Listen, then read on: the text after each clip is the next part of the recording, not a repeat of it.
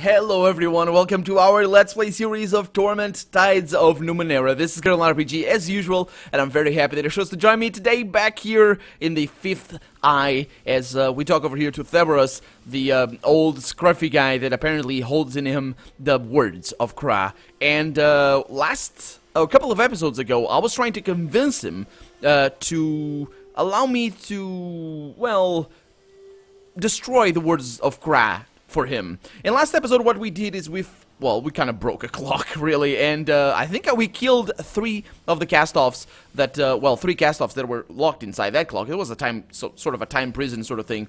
And we also learned a new focus. We got a focus, which was pretty awesome because that gave us natural charisma. So now we have 1 extra max effort on those checks, and we also got max effort as we leveled up, so that was fantastic. So let's have a chat with Thurberus and spend all of our mind or intellect on him. So do you still want me to, do you want my opinion on what to do with the words of Kra?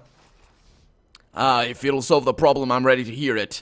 Yeah, I do have a space in my mind that can contain the words there.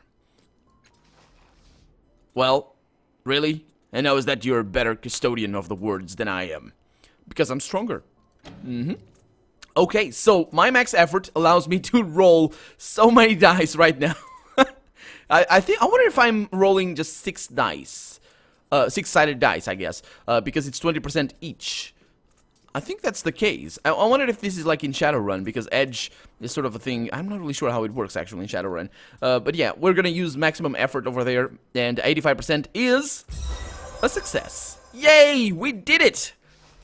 He focuses on you, and you feel something like the skittering of spiders across your mind. They plunge inside, and suddenly you sense his presence in the labyrinth, and you can feel his mind recoil. He snaps his fingers back at yours. Yeah, I think you'd be an excellent vessel. Do not use the word. Keep it contained. You hear me? He leans forward and whispers the word. It's a single word. Is it not? Anyway, it could be just a way of speaking about it. He whispers the word into your ear. It's a beautiful word, and you feel your tongue curling to shape it aloud. Thurberus claps his hands across your mouth, his eyes tight on yours, and with his mind he drags the knowledge of the word into the labyrinth, into a disused corner, and he seals it with an image of steel glass and dark infinite of space. He leans back, panting. Ziob. Yes? I need a piece of my mind cauterized. Here. He touches his hand to his temples, and she to his, and then they lean forward, their foreheads touching. You see a flare of light, and he cries out in pain, but he doesn't let go. When they release their hold to each other, you see a small, smoking hole in his forehead. I couldn't take the chance it would leave a trace of itself in here, he says. It's gone from me. It's now your responsibility. Okay, so that was that. So I do wonder how to figure out the adversary thing, because we never really did try to tell him that we didn't have any other clue. Let's see. I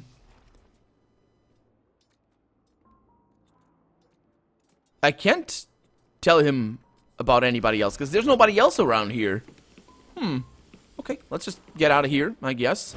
Or maybe we need to talk to other people. Anyway, we still need to go back to the Changing God cultists and tell them about what happened.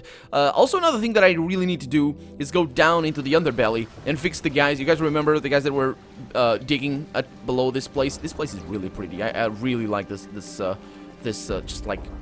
it's a mixture of everything, but it's still concise in it. I think that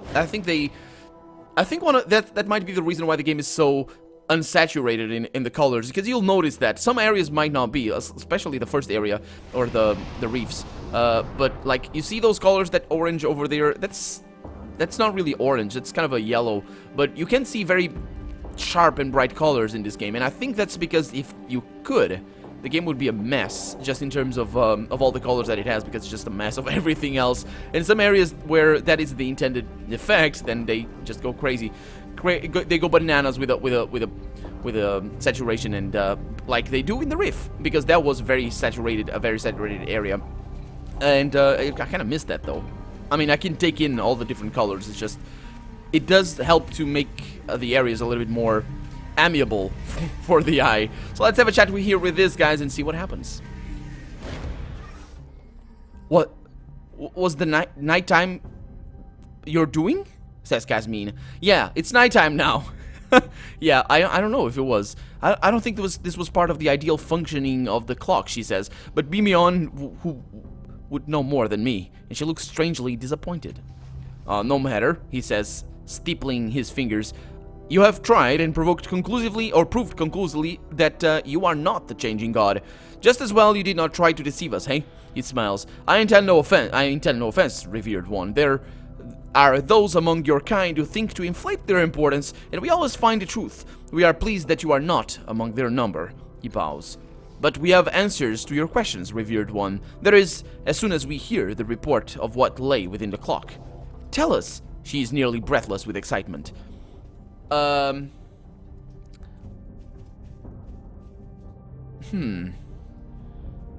I lie? I don't know. I don't know if I should trust these guys. But my character, let's make our character very trusting. So far, I've been trusting pretty much everybody. Yeah, so let's not trust. The only time our character is not gonna trust somebody is when he has just a gut feeling towards somebody, or I explained it as being a gut feeling, but more in the sense of like he hates them for some reason, or you know what I mean. So this guy likes them, or our character likes them. So yeah, I met Kamos, Diviatiku, and Villain. Disappointment creases her face. I know these names. They're not new to us. They were favored servants of your creator, cast-offs who served him well. Indeed, Diviatiku brought the Order of Truth to Saga's Cliffs, but they betrayed their holy trust and disappeared. Nevertheless, we will honor our arrangement, he says. You sought answers about who might repair the resonance chamber. We know that your sire built it with the aid of another cast-off, still unknown to us. Perhaps one of your siblings might know where to find him, or her. I know of only one cast-off still in the city, the albino assassin Matkina. They call her the White Death. She wore a camouflaging cloak and brought destruction in her wake. The last I heard of her, she was in the underbelly. Seek her, but be wary. Matkina? Updated my journal. Oh. Yeah, we got our first level up here for Tibir, and we also have the underbelly. Can I talk to you guys again? Just visit, say hi. Oh, you returned, revered one. How may we assist you today? So... What can you tell me about the other cast-offs? Casmine smiles and laughs. We spent years compiling our records, revered one. I know the time seems as nothing to your kind, but we must protect our knowledge. Perhaps if you were to join our group, provide some of your experience to add to our knowledge? Yeah. Oh, I can sleep here? Okay, so we have a place to sleep. Fine. Good. Good stuff. Do you have any supplies you could share with me? Share? Oh dear. We are a small group and not wealthy. We exist on donations, curios, and the occasional great gift from one of your siblings. For instance, we had a weapon once used by Chalcedon. The Chalcedon. The commander of, Anyway, my point is that we require some payment for our wares. Okay, I understand. Cortical shunt. That's an artifact. Do you guys really have a weapon? I don't think you do. But yeah, she does have some stuff. Let's see if she pays well for this stuff. Excuse the hiccup. Oh, hiccups. Terrible hiccups. Okay, let's sell that. Right there. And that give us a little bit of money. Let's see if I can... Okay, that's good. So I can sell these. And I'm keeping them... Are they expensive? Well, the crossbow is... And this is another oddity, so there's really no need for that, I don't think. So I'm just gonna sell that right now. Goodbye, little guy. I don't know what life you're gonna lead, but you're gonna lead one life somehow. Even if it's just the life of an item. Oh boy. Anyway, we can sleep over here, which is fantastic, and save us a little bit of money. Let's have a chat with them again. What can you tell me about the beliefs of your church? Well, we tell the world that you and your brethren are aspects of the divine truth of the changing God, and that each of you bring forth a particular facet of these truths. We seek to study you, so that we can become more like you. Her teeth gleam as she smiles at you. Did they make a noise as well? The ding! So, what are the benefits of joining your church? Mimeon steeples his fingers. He does that a lot. Well, we can provide our adherents with useful items. We can offer safety against the depredations of those who would harm them as they sleep. Our members may become available to aid each other in specific situations. Oh, it's like I can hire people from you? So, why can't you tell me more about other cast-offs? Our secrets are our own. We do not provide them to outsiders. Of course, if you were to join us, you would no longer be an outsider. And he still bows his head. Okay. Who did you say? No, I know that. I'll see you later. I'm not gonna sleep for right now. I don't know how many times I can sleep there in particular, so I'll save that for later. Yeah. Let's go down to the underbelly, but before we do that, let's level him up. Thurberus is now level 2, so he's got a lot of deception, a lot of persuasion. That's actually a thing that my natural charisma is not gonna... Well, it actually lets me... It's good that I have the effort here. The max effort there. So, intimidation, is he good at that? Initiative, no, he's not really. But he might have special abilities that allow him to extra stuff there. So we got hooks. So these are combat abilities and these are not. Is that how it goes? Yes, I think so. Okay, so he's got Elocutioner. Plus 5% on deception, intimidation, and 5% on persuasion. Okay, so that's a little bit better for me. The thing is, not all the time, it's not all the time that I can use my guys. So I think having that is going to be, not only is it, does it really help my character in his sort of character development, but yeah, I think I'm happy with that decision right there. So let's see what he gets. Increased stat pool. That's gonna be... I could go with speed. He's not really that great at everything else. But I'm gonna go with intellect here. Wait a minute. Every 2 points in intellect also increases your willpower by 5%. What is willpower? Can you tell me what that is? It's something else. It's resistance. Okay. So if I do... Oh, I have 2 points. So go with that. Yeah, most definitely. Just extra intellect, and then next level I'll level up speed a little bit. I've learned a thing or two. Oh, issue set challenge. All enemies in range who fail to resist gain compelled, dazed, and they are forced to attack you and receive minus 15% willpower on and minus 15% on attacks. Okay. Oh, again. You have reached tier 2. So choose an ability. Let's see. Skill with defense. You know how to place your feet, how to angle your shield, and how to deflect your enemy's blows. You dance through combat, and none can lay a finger on you. Good stuff, good stuff. What about the resourceful here? +1 training level in cipher use skill, allow you to carry additional ciphers. He's pretty good at that already. You know how to handle your ciphers and how to store them. So I think having him as defense is going to be a good thing. I'm not really sure if Allergen is very good at that, especially if he has that other ability. So defense skill, is this a passive? I think so, plus extra evasion and willpower. Willpower is against, yeah. So evasion is for physical and willpower is for magical. So let's go with that. Oh, there's tiers. Tier 1? Oh, really? Okay. Just a bunch of abilities, I guess. It's amazing. Okay, not very discoverable though. You can't really see all the skills in one place or all the tier, all the things and all that. So I don't really know how I feel about that, to be honest. I like discovering things, but then again, for a let's play, it's better to not see all the things and just mess around with that. So we have Matkina down here somewhere, and that kind of sounds like machine in Latin, machina. Or machina, well, it depends on how you pronounce it. We got Michello over there, and we need to go up here because I want to fix this particular situation. Oh, these guys are all over the place. Hey, can I talk to you, Mr. Stikeez? No, clicked or clicked or whatever. So they're making noise. Okay, sounds good. So we have Shkekt up there, and I'm gonna save the game before I talk to him because this is gonna be quite interesting. This massive creature looms over you, a scent like lightning, and an underground cavern washes over you, and it reminds you of nothing so much as curiosity. It chitters and rumbles, waving its large claws through an expressive dance. Something about these smells, sounds, and gestures seems familiar. A niggling itch in the back of your mind. At least you remember the taxonomy now. This is a Stikeez, a huge burrowing insectoid. It exudes a sense of sentience as it watches you, but you sense nothing in its mind. Excuse me. As though it were a common animal. It points to itself and says, Shkekt. It follows with another stream of high-pitched noise. So what can you tell me about this place? It looks at you intently, and then its spatulate fingers begin to slow and carefully dance. The sounds it makes are slow chitters and rise and fall in pitch, accompanied by the smell of ozone. Good rock, full of electricity.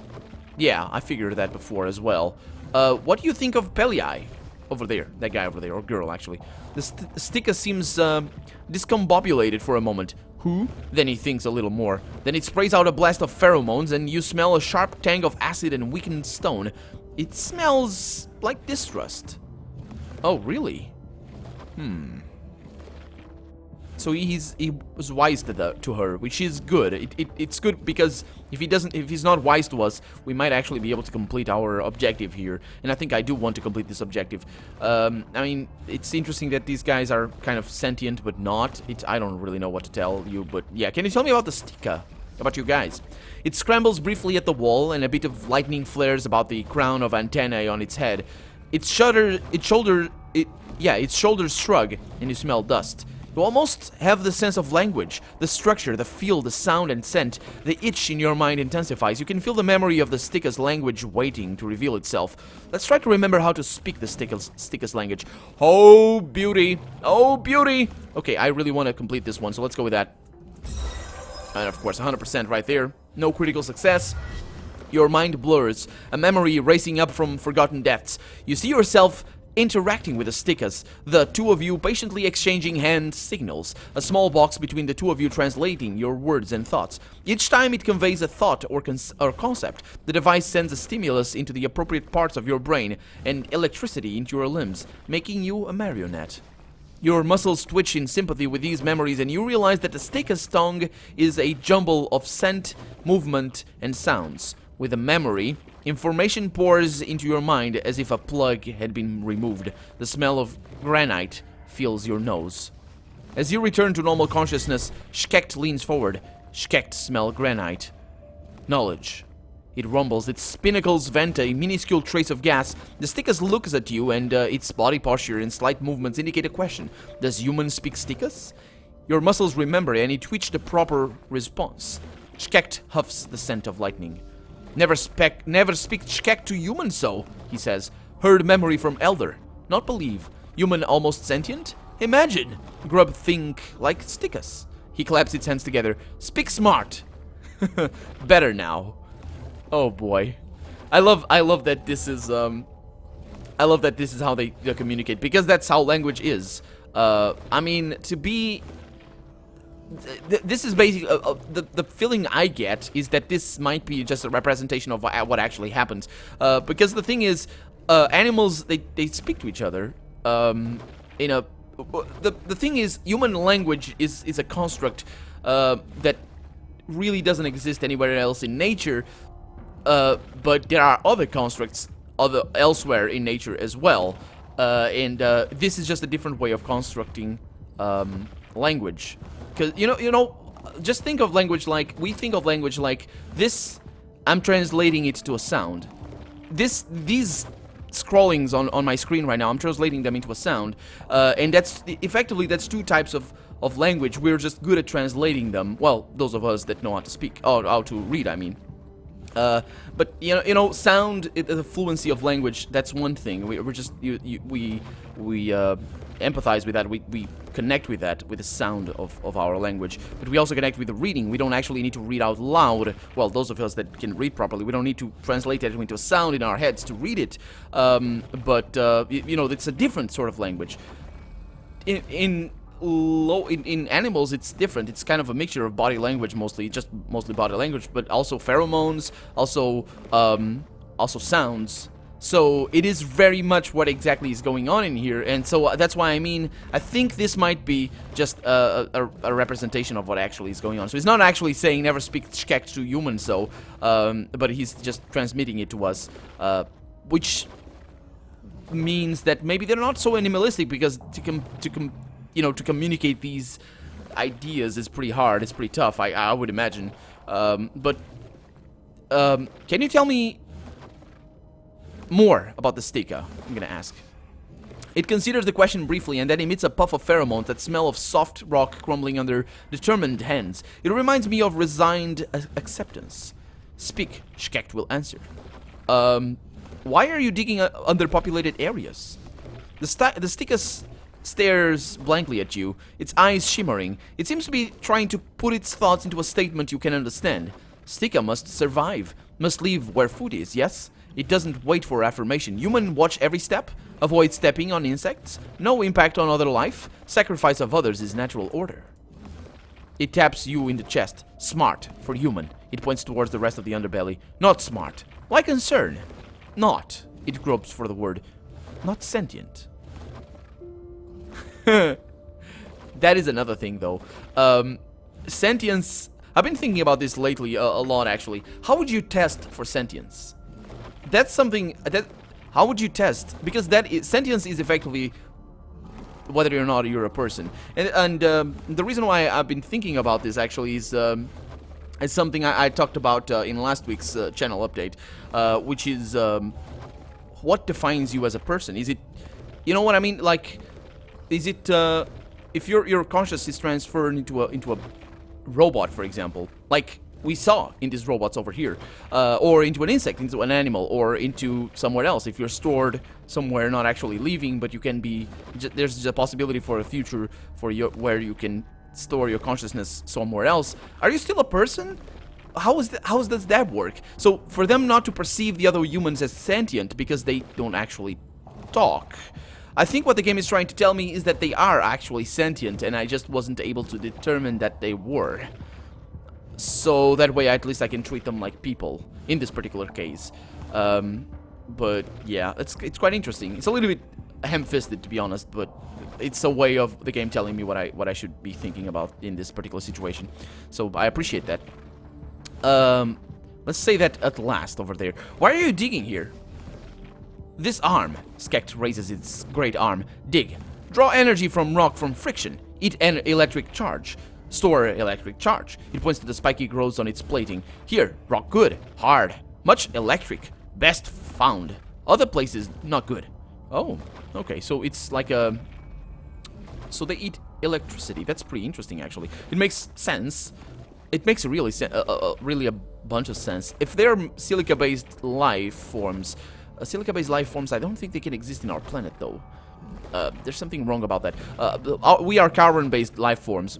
Every single human, every single living being that we have found and know about is carbon-based. But there's a possibility that other elements can sustain life, and it might be interesting because silica is very conductive. Carbon is as well, I guess.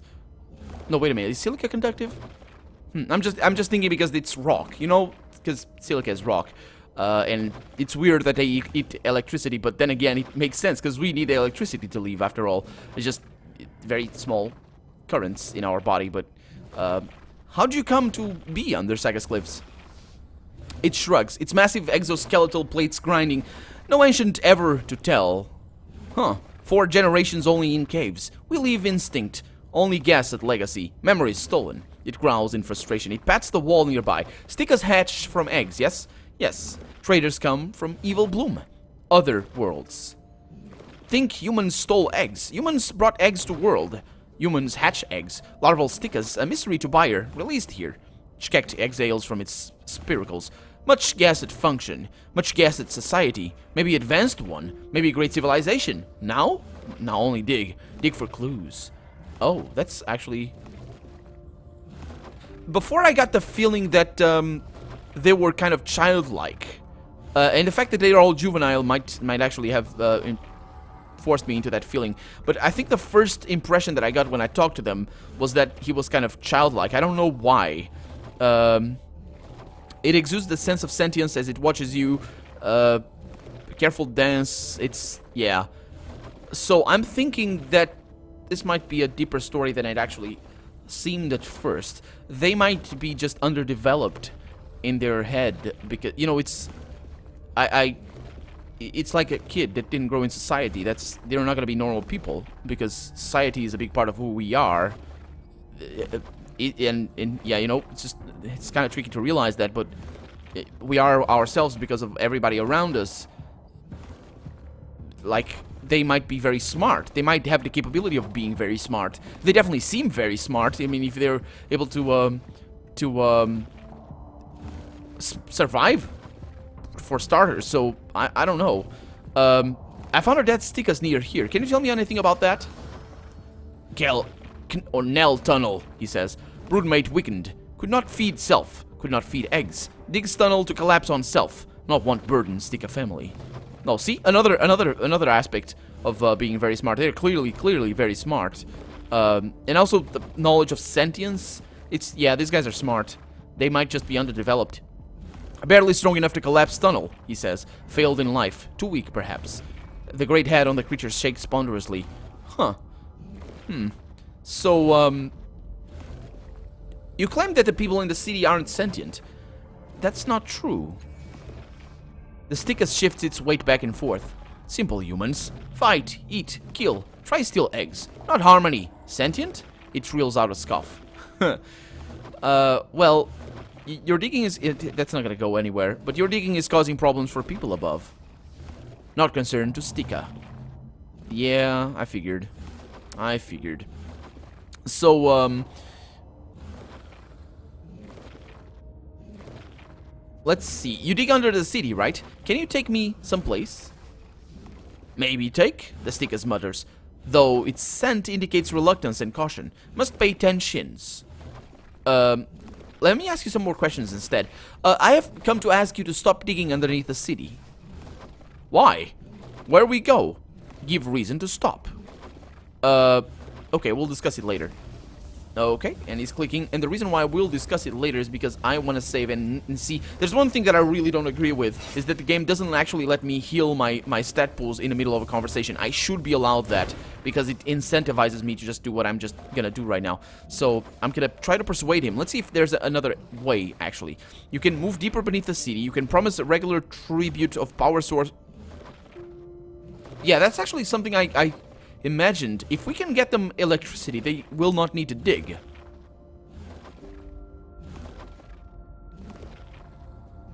Yeah, I think that's much better, so I might not need the persuasion check right there. I can promise you a regular tribute of power sources for your people from the city. How about that?